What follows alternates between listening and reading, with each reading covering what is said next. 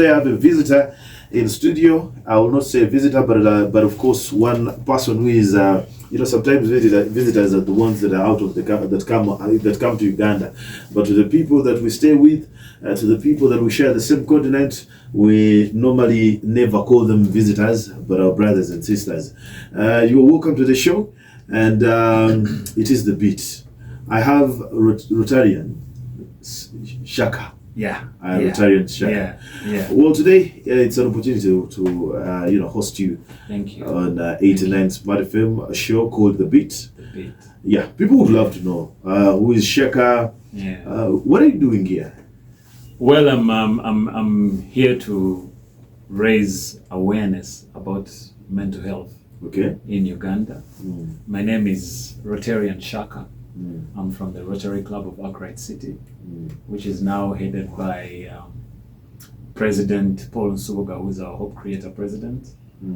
Actually, he sends his regards. Okay. Yeah.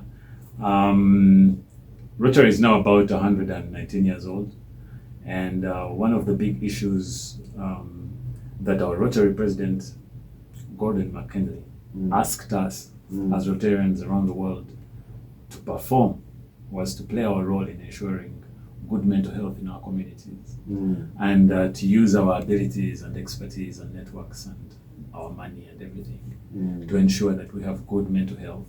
Okay. Yeah, and so I decided that, being that I am a long distance walker as a hobby, and it's a hobby that I got late in life. I'm 46 years old. I started doing long distance walks, I think, 2 years ago. 2 years ago. Yeah, so basically it is a case of rediscovering myself and my abilities. So I decided that I could use those abilities of long distance walking to raise awareness about mental health, because mental health is closely associated with physical health. You cannot have a good mind with a wrong body. With a weak body. With a weak body. You cannot have a strong body with a weak mind. Yeah, so they're both, both sides of a same coin, different sides of the same coin. Yeah, so I came to Jinja to walk from Jinja to Busia. Yeah, I'm going to start walking tomorrow in this heat, so help me God. From here, Jinja to Busia.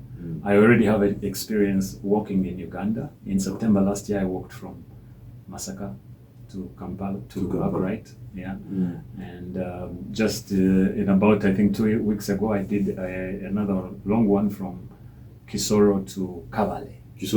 Yeah, through the mountains. Okay. So did you walk from Arkwright to Jinja? No, I didn't. I didn't. I got a coaster. I walked from Arkwright to Kampala, to the taxi park, which is a good 23 kilometers. It's long. Yeah. Then I got a coaster here, and I'll be moving tomorrow on foot. Okay. Yeah. When you talk about walking, I also have friends of mine in Jinja that I know can walk. Yeah. Like Dennis Sunlake. That is one man who can walk. He's one man who will be like, Amwana, can we travel to for example, the Nile? Can we jump on the border? No, it's okay. You guys can jump on the border, and you can give me some 40 to 30 minutes. Yeah. I'll be there. That's a wise man. He's one man I can testify. That's a wise man. He can walk around the globe on foot if you give him an opportunity to do so. Yeah. Anyway, away from walking, tell us about. Okay, let's first talk about walking. Yeah. What experience can you talk about? What hurdles have you found? Yeah. What triumphs have you actually gotten? How triumphant have you been? Yeah. Can you try to talk about that? Yeah.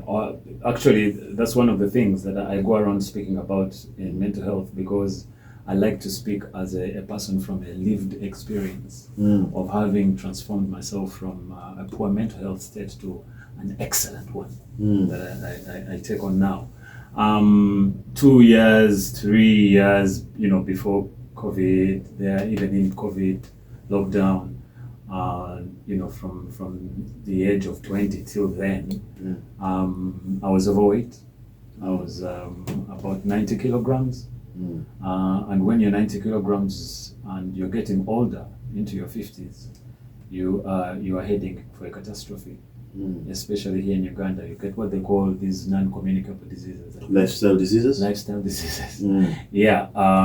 Of high blood pressure, liver ailments, heart disease, strokes, cancer. Yeah. So I was in that kind of group, and of course, when the body is also like that size, when you're overweight, I always say that the body is made of trillions of cells, and each cell in the body has a mind, and it is the collection of those minds that creates the mind that you have. So when your body is not in a good shape, it creates bad thoughts. Yeah. So when you're overweight and you have a weak body, it generates bad thoughts that are associated with anxiety and depression, which are the big issues that we face here in Uganda. In Uganda, yeah, true. Yeah, but yeah, so I was overweight, and I was also, about the age of 39, I discovered weed, and I started using weed to numb the pains of life, the anxieties of life. And I was also drinking heavily. What were you drinking? Gilbey's. Oh, okay. By the time I finished, I wanted you to specify that. By the time I finished, but I've been through all the beers and all the spirits. I'm just telling you what I was drinking at the end of my drinking journey. Yeah, and I was drinking that every day, every day. So I was not being very good to my body. Yeah, true. That is very true. Yeah, and so I was in line for heart disease. In fact, I was actually talking to an OB of mine who's a cardiologist, and he said, "Oh boy, you're drinking too much." Yeah. And yet, by normal standards around Uganda, people were like, you don't drink too much. Yeah. Anyway, the thing is that I was a functional individual. I was smoking weed, I was drinking alcohol and all that, but I was a functional individual. You see, I was not that guy that you find playing Zara on the road, or I don't know, walking around aimlessly. I was functional. So I should say you were a corporate weed smoker? Yeah. Yes. We have some corporates. Street fibers, they say. I was a family man. Yeah. I was active in community politics within my village. I'm an entrepreneur, a businessman. I'm in cottage industry. I'm also a technologist. I'm an entrepreneur. I have people that I pay salaries. Yes. Yeah. So I was not this guy who is on Ayoneneka. But I had mental health issues. I had fears and insecurities that I needed to plug with chemicals, being weed, being alcohol, being food is another one that people don't look at. Food is nice. Food is nice. It tastes great. It's pleasurable. It's amazing, especially meat and sugar. All amazing things. And most especially pork. Being in Uganda, Akegwanga. Yeah, so all that I know, but when you engage a lot in pleasures, at a certain time they become your prison. Yeah, true. And food is overlooked as one of the biggest causes of disease in Uganda. People look at other aspects like alcohol, but really also food is a big player that causes all those diseases that we talked about. So I was able to decide to change my mind and begin a journey of transformation where I could optimize my body and my mind to generate amazing thoughts of happiness, of contentment, of bliss, of joy, of love, and all those gifts of the Holy Spirit that you hear about. Okay. Yeah. And how did I do this? I have my formula. Maybe you can generate yours. Okay, we're going to be talking about that formula, but right after this short commercial break.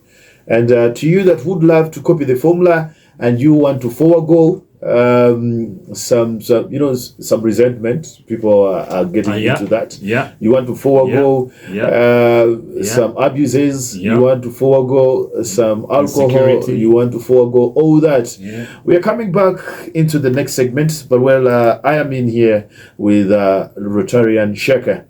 I have DJ Sharpmax who's been riding with us from 1 p.m. and some other gentleman in the background is DJ Street 5. And will be telling us how he links up with the nigger, how he links up with this gentleman who is really here to change lives through walking and through mental health. My name is Aaron Fiesta. We'll be back in a few. Yeah, that is a nice talk. It is, eh? Yeah, it is a very good Okay. one. Magic laundry bar soap Nice. that knocks out dirt and stains from your clothes. Thanks. It is